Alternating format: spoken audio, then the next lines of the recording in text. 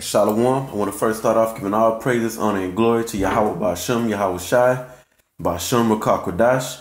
Double honors to the apostles and the elders of Great Millstone. These are the men that taught us this truth through the spirit and power of Yahweh Ba'Shem, Yahweh Shai, and peace and blessings unto the elect. Okay, I'm going to read Proverbs, the 2nd chapter. And what happened was I was riding home or coming home from work. And I was listening to Proverbs, the first 3 or 4 chapters of the book of Proverbs. And all the chapters were good as I was listening, to the chapters being read. And I decided to go into Proverbs, the 2nd chapter. It's a good chapter. And I'm just going to speak through the spirit. I don't really have no scriptures planned out. So I might quote some scriptures, or I might go and grab some scriptures. But Lord willing, this lesson is edifying and exhorting. And like I said, I'm just going to just speak through the spirit, So this is Proverbs chapter 2, starting at the first verse. It says, "My son, if thou wilt receive my words and hide my commandments with thee, so that thou incline thine ear unto wisdom and apply thine heart to understanding." And this is what happened to all of us coming out of a Gentile state of mind, because we all became Gentiles, okay? We lost our identity through slavery, knowing that we were the Hebrew Israelites of this Bible. And the Most High chose to wake up a number of men, to get the understanding of these scriptures. And how did that happen? It happened through us hearing the word. Just like in the book of Romans, I believe the 10th chapter, it says faith cometh by hearing. And faith, another word for faith, is belief. So us believing in this word, and the first thing that we believed is that, damn, we are the Hebrew Israelites that this Bible is talking about. Okay? We believe that we're the Israelites, and then from there you grow in the knowledge, okay? But we all heard it, just like right here in Proverbs 2 and 2, okay? We heard the word from who? The prophets. Jeremiah 3 and 15. Okay, the Most High will give us pastors according to his heart that should feed us with knowledge and understanding. So right back in Proverbs 2 and 2, it says, so that thou incline thy ear unto wisdom and apply thine heart to understanding. Yeah, if thou criest after knowledge and lifted up thy voice for understanding. And I'm going to get the scripture real quick. Scripture we speak on all the time. Romans 11 and 7 and 8, I believe. Really, I'm going to just read Romans 11 and 7. It says, "What then? Israel hath not obtained that which he seeketh for." Okay, so really all the Israelites are seeking for answers. At one point in their life, they seeking what's their purpose. Okay, they trying to figure out what life is all about. They trying to find the truth. Okay, it says, "But the election hath obtained it." But the elect will find their purpose. They will find out the truth. Okay, and the rest were blinded. Now going back over here in Proverbs 2 and 3, it says, "Yes, if thou criest after knowledge," and that's that cry after knowledge, or seeking for the truth. Okay, and the elect is going to get this truth by way of hearing the word from the prophets, and then from that point you start to build up in this knowledge. It says, "And lift up thy voice for understanding." It says, if thou seekest her as silver, and searches for her as for hidden or for hid treasures.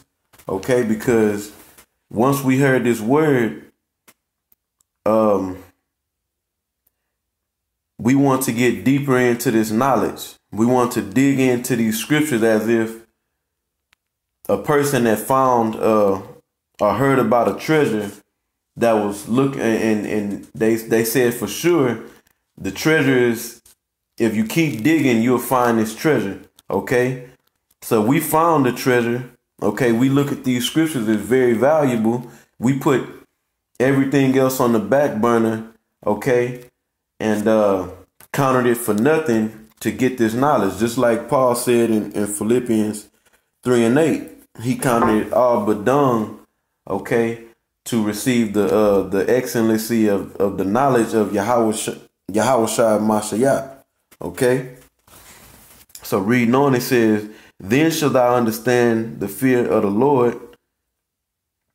And when you get into the treasure, this Bible, that's the treasure.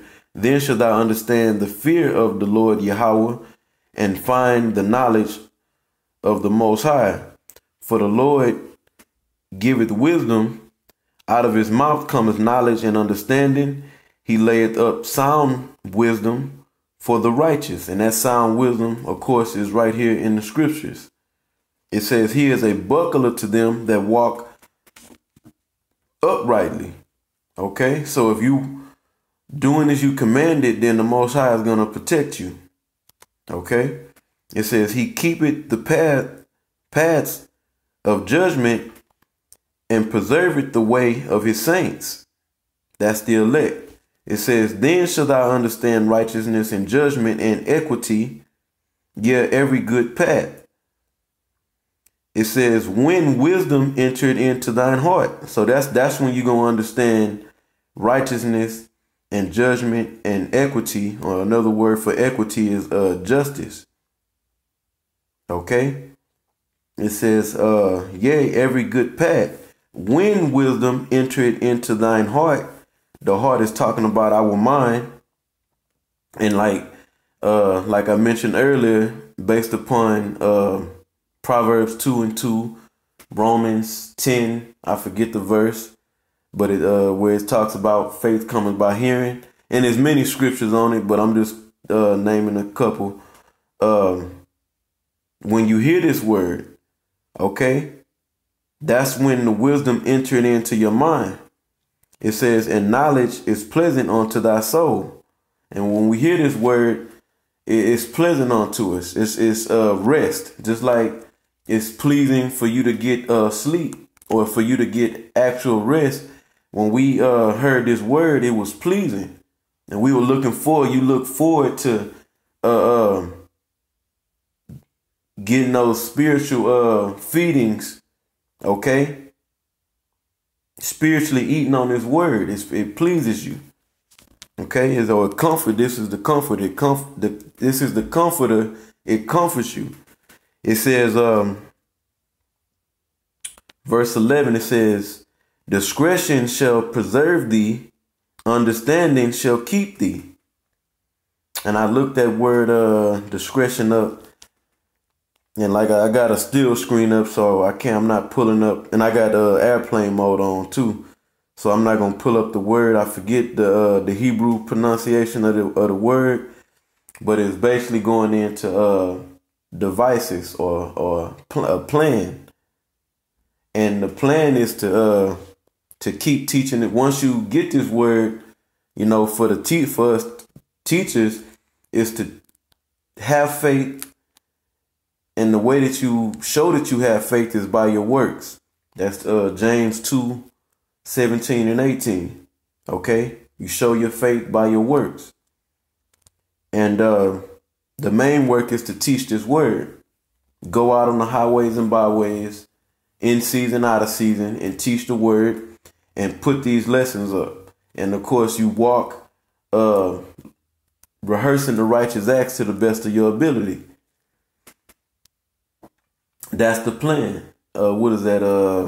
Ecclesiastes, I believe the 13th chapter. The whole duty of man.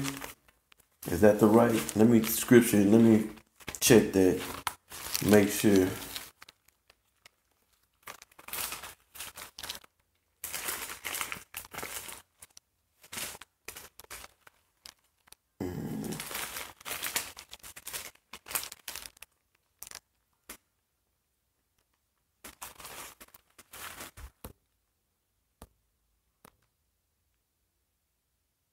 Salaki, I said Ecclesiastes 13. That's not even 13 chapters in Ecclesiastes, but it's Ecclesiastes 12 and 13. I'm going to go ahead and read it. It says, let us hear the conclusion of the whole matter.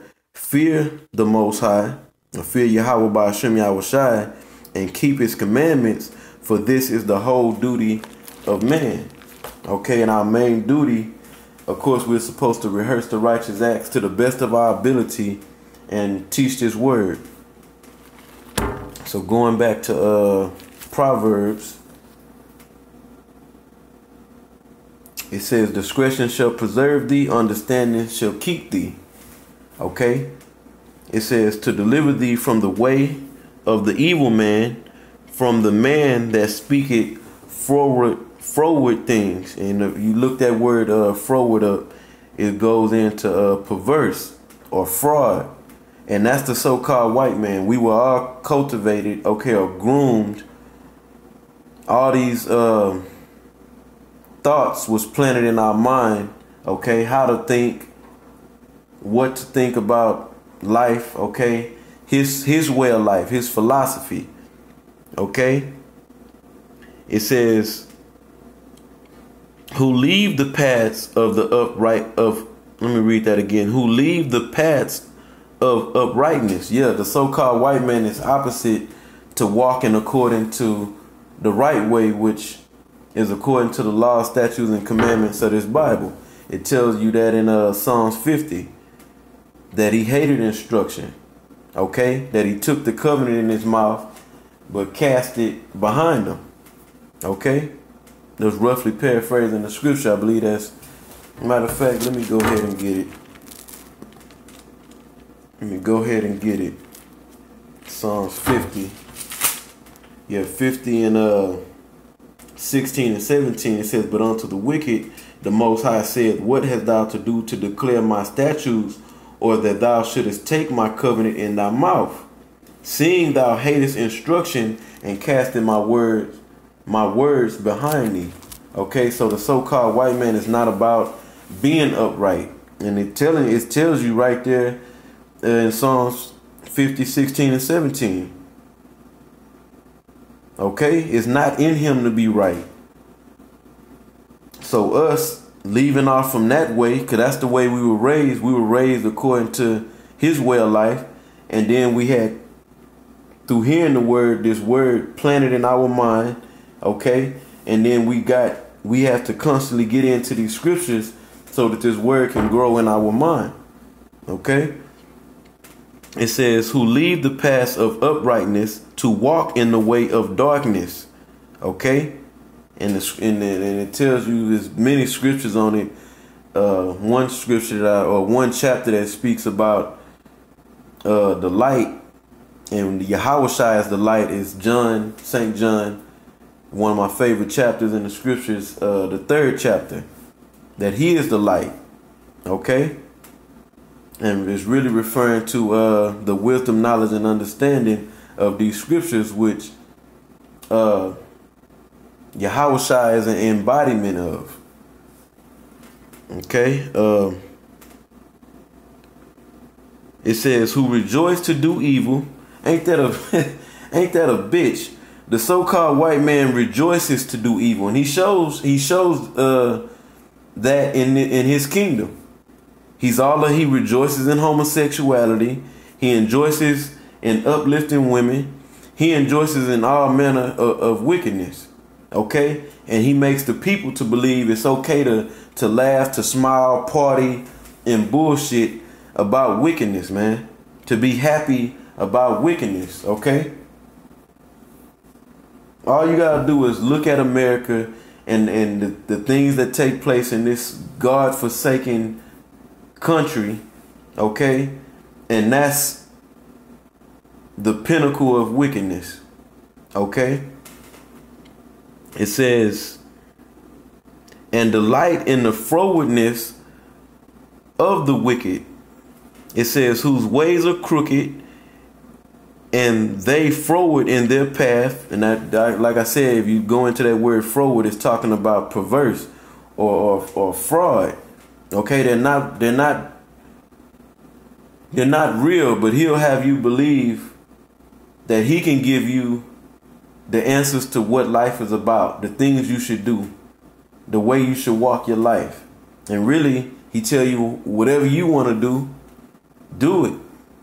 You know, live your life live a lawless life, a careless life, you know. All right, verse 16, it says, verse 15, whose ways are crooked. If I might have said crooked earlier, but it says, the scripture says, whose ways are crooked, and they froward in their paths, to deliver thee from the strange woman. Okay, and it's all going into this wisdom, knowledge, and understanding of the scriptures can deliver you from it says the evil man. And that could be any man, but I'm getting on the so-called white man, because you got wicked so-called Negroes, Latinos, and Native Americans out there, you know, who are the Israelites. But where did they get it from? It tells us that in Proverbs, I believe 12 and 26, that the righteous is more excellent than his neighbor, but the way of the wicked seduceth them.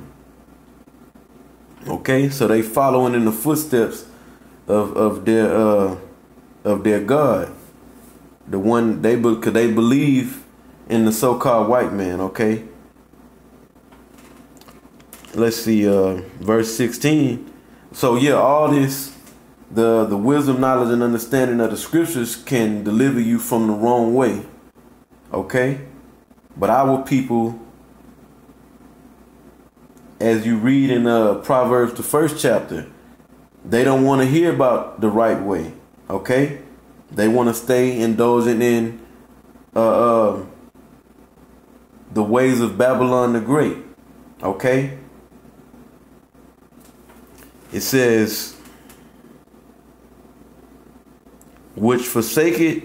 Well, let me read verse 16. It says, to deliver thee from the strange woman, even from the stranger which flattereth with her words. And the scriptures talk about the